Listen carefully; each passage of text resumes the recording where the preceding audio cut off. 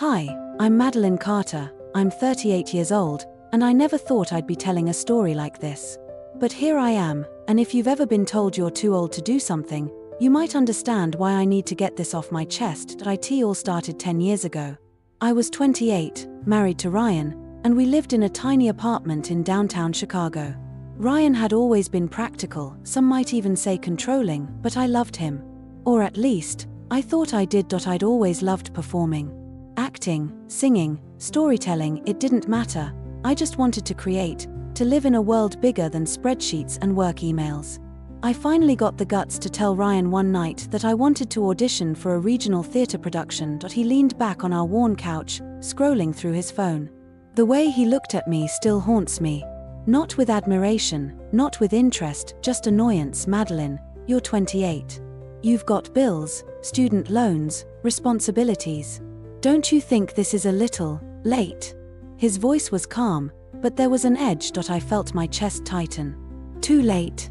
Ryan, I've been working toward this my whole life. I've waited long enough. I just want a chance. He scoffed. No, really. You're too old. Most people start younger. You should be focusing on climbing in your career, saving money, maybe thinking about kids someday. This dream stuff. It's cute, but it's not practical. I froze. The words sank in like ice water. I'd always known Ryan was risk-averse, but hearing him dismiss my passion like that, like it was childish, hurt more than I could explain. You're just scared I'll succeed without you, I whispered, though I barely even understood it myself at the time. He smirked. Scared? Madeline, I'm not scared. I just don't see the point in wasting your time. And frankly, I don't want to deal with the stress of your disappointment. Disappointment. That word stung more than any insult he'd ever thrown at me. And in that moment, I realized that his idea of love came with limits, boundaries, and judgment. I left the room without another word, the echo of his dismissal following me into our bedroom. I cried that night. Not just because he didn't support me, but because for the first time, I realized that my dreams didn't matter to the person I thought would always stand beside me. Over the next few months, I tiptoed around my desire to perform. I kept my acting classes a secret. I auditioned quietly, sometimes lying about being late to work meetings just to attend rehearsals. Every time I got a callback, every time someone complimented my performance, I felt this mixture of joy and fear that Ryan would somehow find out and use it as another reason to belittle me. Of course, he did point. One evening, I came home glowing from a successful audition. I couldn't stop smiling. I practically skipped through the door. So, he asked, looking up from his laptop, a brow raised. I got the part, I said, my voice trembling with excitement. He leaned back, arms crossed. Really? You're serious? That's great. His voice was flat. But, you know what this means, right? You're going to be busy. Late nights. Less time for us. Less time for responsibilities. I wanted to scream. I wanted to tell him that my life didn't revolve around his approval, but the words stuck in my throat. Instead, I nodded quietly, feeling the sting of rejection. That night, I lay awake in bed, listening to him snore softly beside me, and I made a decision. A quiet, burning decision. If he thought my dreams had an expiration date, he was wrong. I didn't know then that this moment would define the next decade of my life. That this tiny act of defiance, auditioning for a play, chasing a dream he called impractical, would eventually lead me to a place he could never touch. I just knew one thing for certain: I wasn't done yet. Not by a long shot. The next morning, I woke up with a sense of purpose I hadn't felt in years. Ryan was still asleep beside me, oblivious to the storm brewing in my mind.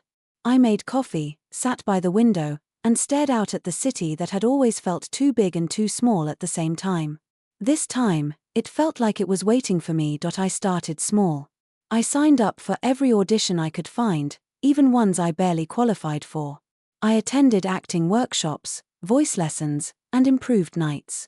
Every rejection stung, but it also fueled me. Each no became a brick in the foundation I was quietly building under Ryan's nose. Of course, he noticed. Madeline, do you really have to be out all the time? Can't you just focus on us? He asked one night when I returned late from a particularly grueling rehearsal. Focus on us? I repeated, my voice low, controlled. Ryan, our marriage hasn't been about me for a long time. I'm focusing on me now. He blinked, caught off guard. You're being dramatic. No, I said. I'm being honest. And if that's a problem, then maybe the problem isn't me. The look on his face, I'll never forget it. Part shock, part anger, part fear. Fear that I was slipping through his fingers, fear that the woman he thought he could control was starting to move on without him. As the years passed, I poured every ounce of energy I had into my craft. I started landing bigger roles, performing in productions that I'd only ever dreamed about. I made friends in the industry who encouraged me, who reminded me that my age, my past, my mistakes, they didn't define me. I was finally becoming the person I was always meant to be. Meanwhile, Ryan, he stayed the same. Same apartment, same job, same smug confidence that somehow masked his own stagnation. I remember the first time he watched me perform in a small theater downtown. He'd come because he wanted to support me, he said. But he sat there, arms crossed, a frown etched into his face the entire time. He didn't clap at the end. He didn't say a word, and yet, that night, as I took my bow under the warm stage lights, I felt free. For the first time in years, I realized that his approval wasn't necessary. That freedom tasted sweeter than I could have imagined. It wasn't always easy. There were nights when I cried into my scripts, when the exhaustion and loneliness threatened to swallow me whole. But every time I thought of giving up, I remembered the look in his eyes when he told me I was too old. I remembered the way he dismissed my dreams. And I refused. I refused to let someone else dictate the value of my life. Then came the call that changed everything. A renowned theater company invited me to audition for a leading role in a national production. My hands were shaking when I hung up the phone. This was it, the chance I had been waiting for. I threw myself into rehearsals, forgetting about sleep, food, everything except the character I was becoming. Ryan, of course, didn't understand. Why are you throwing your life away for a play? People don't care about theater. It's not real work, he scoffed one evening. I wanted to laugh. You're still scared I'll succeed without you, I said quietly. You always have been. He said nothing. That silence was more damning than any argument. I went to bed that night feeling a mix of sorrow and exhilaration. I was changing, growing. And he was powerless to stop it. By the time the premiere night came, I had become someone I barely recognized, but in the best possible way. Confident, strong, unafraid. And as I stood backstage, waiting for the curtain to rise, I caught a familiar figure in the audience. Ryan. He looked the same, but older, wearier. His posture was stiff, his eyes betraying a mixture of curiosity and something else, something I couldn't quite place. Shame, maybe. Regret, possibly. I smiled to myself. This was just the beginning. I still remember the hum of the theater, the scent of polished wood and stage lights, and the faint rustle of programs from the audience. Opening night of the national production. 10 years of secret auditions, late nights, and relentless perseverance had led me here. And sitting somewhere in that vast audience was Ryan. I could feel his presence before I even saw him. It's strange how people leave imprints on your life long after they've tried to hold you back.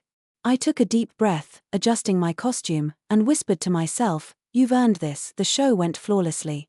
Every note, every line, every gesture was a declaration. Not just of talent, but of survival. Of refusal to be silenced or diminished. The applause at the end of the first act was thunderous, but I barely noticed. I was too focused, too alive, too right. During intermission, I glimpsed him again. Ryan sat rigid, face pale, hands clenched around his program. He didn't look at me, couldn't even meet my eyes. Part of me ached for the man I once loved, the version of him who might have cheered me on.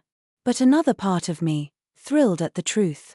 That version of him no longer existed. Weeks passed, and my career soared. But the real moment, the one I'd been waiting for, came with the announcement of the National Theatre Award.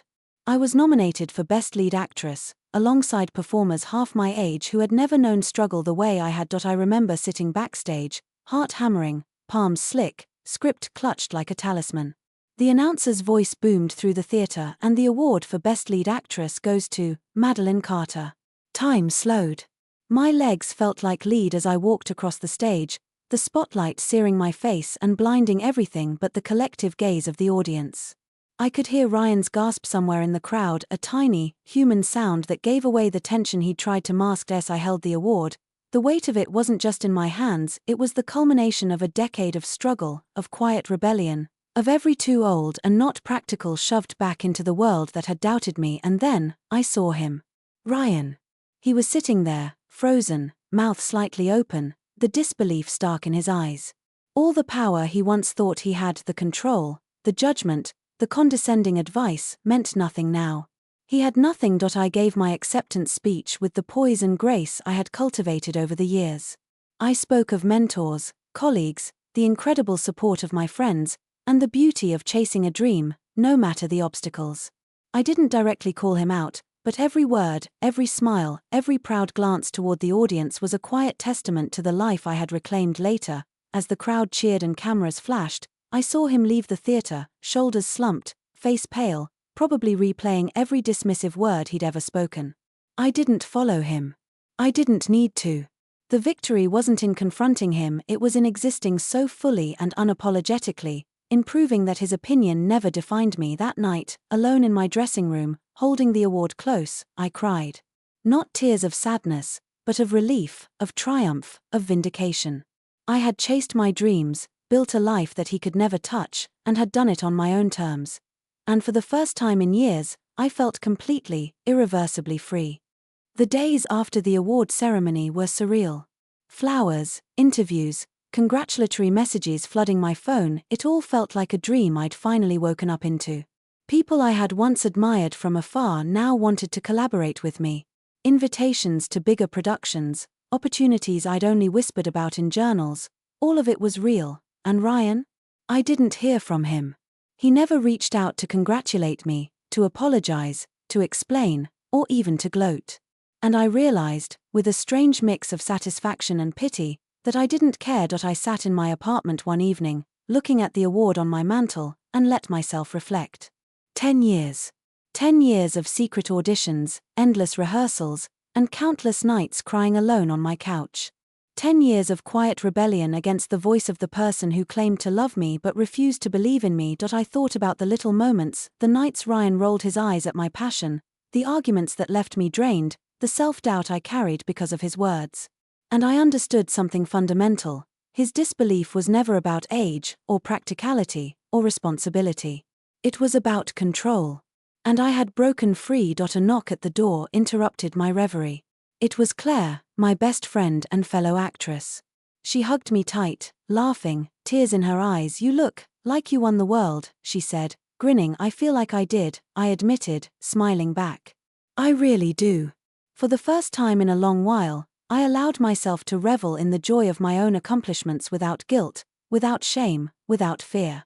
I had built a life, a career, a sense of self-worth that no one could diminish. Months later, I ran into Ryan, not in the theater, not in a dramatic confrontation, just at a coffee shop. His face had aged differently than mine, worn and tense, a shadow of the confidence he once wielded like a weapon.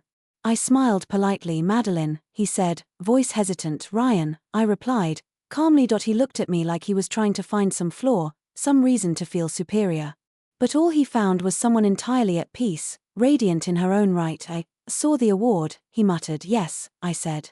"You did." There was a pause. I didn't need to say anything else. The truth, the triumph, was already evident. My life was full, rich, meaningful. His presence, or lack thereof, didn't change that. That day, I realized something else. Revenge isn't about humiliation. It isn't about seeing someone fail. True revenge is living so fully, so unapologetically, that anyone who once tried to diminish you can no longer touch your joy. And that's exactly what I did. Now, as I prepare for my next role, the next challenge, the next adventure, I carry with me a quiet certainty. No dream is too late, no passion too small, and no voice too weak to be heard. I am not defined by the doubts of others. I am defined by my courage, my perseverance, and my willingness to fight for the life I deserve. Ryan was once my world. Now, he is a memory, a lesson, and a testament to my own strength. And me? I am unstoppable.